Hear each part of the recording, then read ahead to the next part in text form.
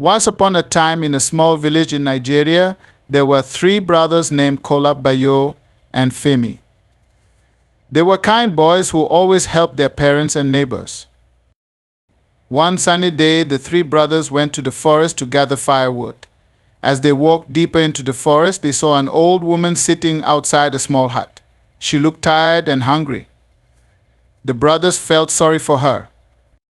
Kola, the eldest, said, "Let's help the old woman. She looks like she needs food." Bayo nodded and added, "Yes, and we can fetch some water for her too." Femi, the youngest, agreed and smiled brightly. The brothers quickly gathered fruits and nuts from the forest. They gave the food to the old woman. She ate and smiled at them. "Thank you, kind boy," she said in a gentle voice. Next, the brothers fetched water from a nearby stream and filled the old woman's pot. She was very grateful. "You are a very good boy," she said. "I want to pray for you." The old woman closed her eyes and said a special prayer. "May these kind brothers be blessed with honor and respect in their village," she prayed. The brothers thanked her and promised to visit again. When the brothers returned to their village, something amazing happened. The people of the village started treating them with great respect. "Look, is Kola, Bayo, and Femi. They are very kind and helpful," the villagers would say. The brothers were surprised and happy. They became known as the most honorable boys in the village. Everyone wanted to be their friend. The old woman's prayer had worked. But the story does not end here. The brothers had many more adventures, and they continued to help others. They visited the old woman often and learned many wise things from her. The three brothers, Kola, Bayo, and Femi, loved visiting the old woman. She always welcomed them with a smile and shared stories and wisdom. One day, the old woman said, "There is a hidden treasure in the forest. It can only be found by those with kind hearts. Would you like to try and find it?" The brothers' eyes lit up with excitement. "Yes, we would love to," they exclaimed together. The old woman handed them a small old map. "Follow this map, and remember, you must help anyone you meet along the way," she advised.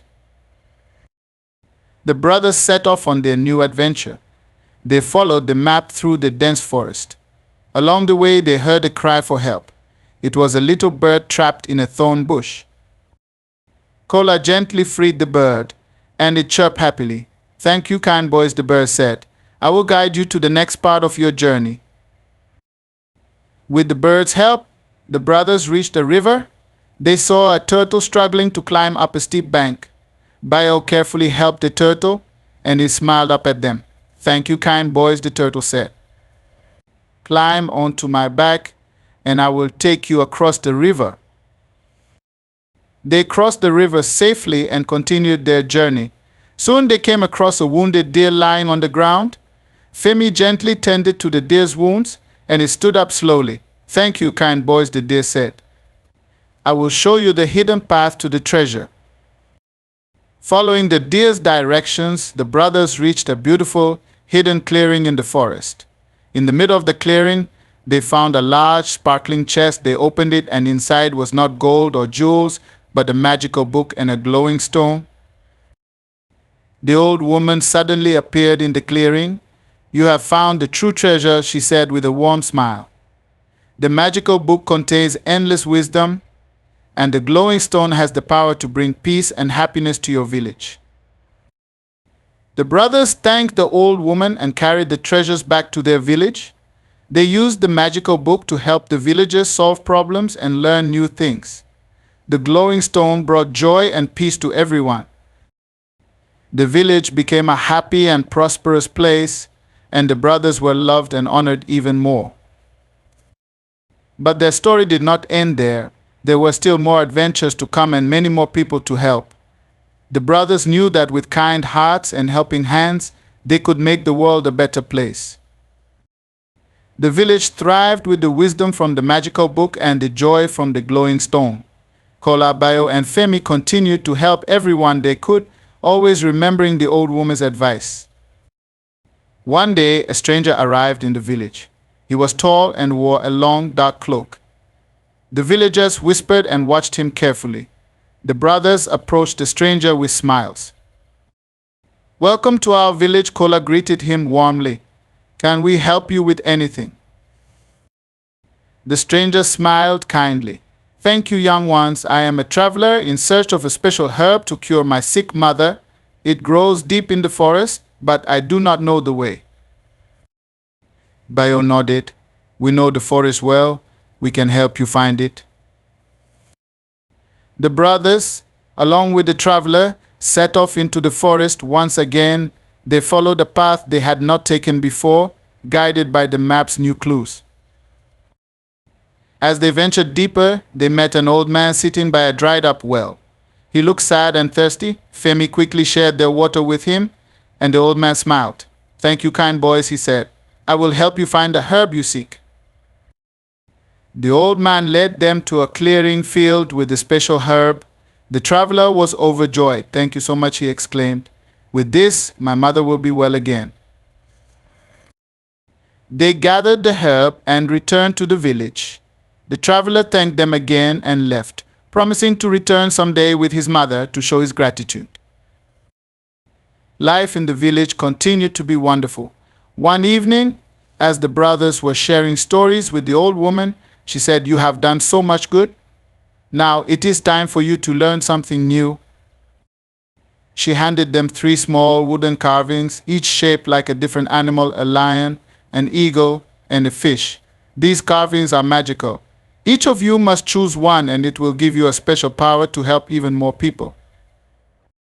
Kola chose the lion. "I will have strength and courage," he said proudly. Bayo chose the eagle. "I will have keen sight and the ability to see far and wide," he said with excitement. Femi chose the fish. "I will have the power to breathe underwater and explore the rivers and lakes," he said with wonder. The old woman smiled. "Use these powers wisely. Remember, with great power comes great responsibility." The brothers nodded and thanked her. They couldn't wait to use their new powers to help their village even more. They knew that with these gifts, their adventures were just beginning.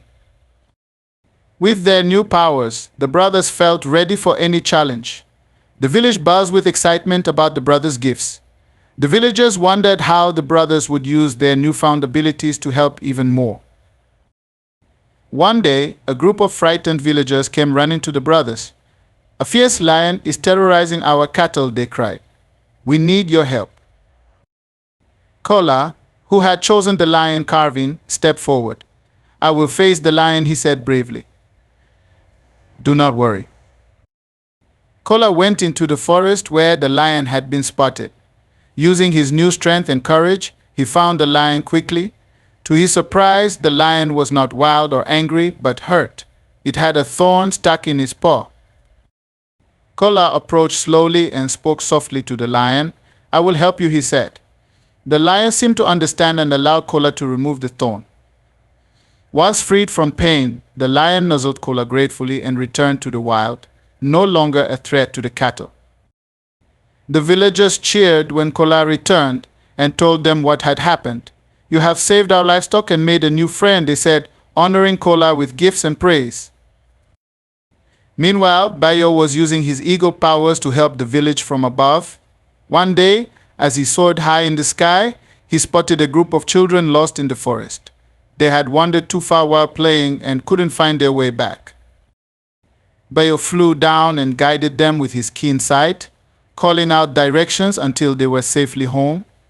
The children's parents were overjoyed and thanked Bayo for his help. Femi, with his ability to breathe underwater, became the village's protector of the rivers and lakes. He often dived deep to clear away debris and check for any dangers. One day he found a large old net that had trapped many fish. Carefully, he freed the fish and brought the net back to the surface, ensuring it could no longer harm the aquatic life. The village prospered thanks to the brothers' heroic deeds. The villagers held a grand celebration to honor Kola, Bayo, and Femi, recognizing them as true heroes. One evening, as they sat with the old woman in her hut, she said, "You have done well, my dear boys. Your powers have brought great joy and safety to the village. But remember, true power lies in kindness and helping others. The brothers nodded, understanding her words deeply. They knew that their journey of helping others was far from over. They were eager to see what new adventures awaited them and how they could continue to make the world a better place.